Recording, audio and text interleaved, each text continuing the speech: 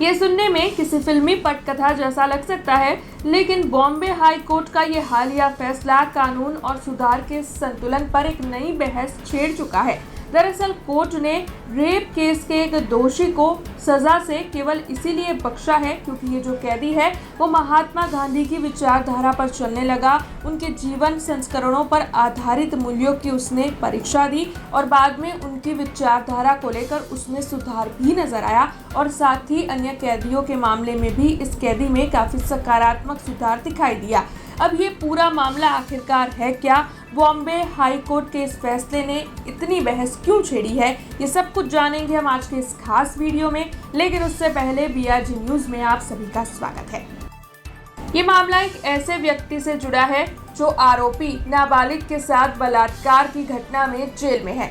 दरअसल नाबालिग के साथ बलात्कार की वारदात को अंजाम देने वाले इस आरोपी को निचली कोर्ट ने कड़े कारावास की सजा सुनाई थी, लेकिन इस आरोपी ने बॉम्बे हाई कोर्ट में अपील की। तब बॉम्बे हाई कोर्ट की ओर से कई पहलुओं पर विचार किया गया।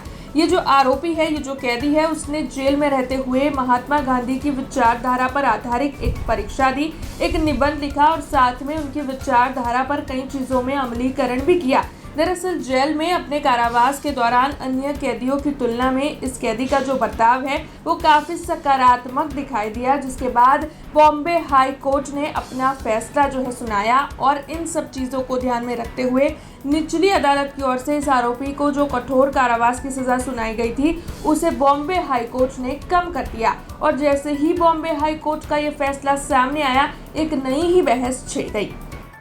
बॉम्बे हाई कोर्ट ने फैसला सुनाते हुए कहा कि न्याय का उद्देश्य केवल सजा देना नहीं बल्कि अपराधी को सुधारना भी है। तब कोर्ट के मुख्य बिंदु इस प्रकार थे। कोर्ट ने माना कि गांधीवादी सिद्धांतों पर परीक्षा देना और उसमें सफल होना इस बात का संकेत है कि व्यक्ति अपनी गलतियों पर पछतावा कर रहा है और खुद को बदलना चाहता है। यदि किसी अपराधी में सुधार के स्पष्ट लक्षण दिख पड़ रहे हैं तो कानून उसे समाज में वापस लौटने का एक मौका दे सकता है। इन्हीं आधारों पर कोर्ट ने उसकी जेल की अवधि को कम कर दिया ताकि वह एक बेहतर नागरिक बनकर बाहर निकल सके।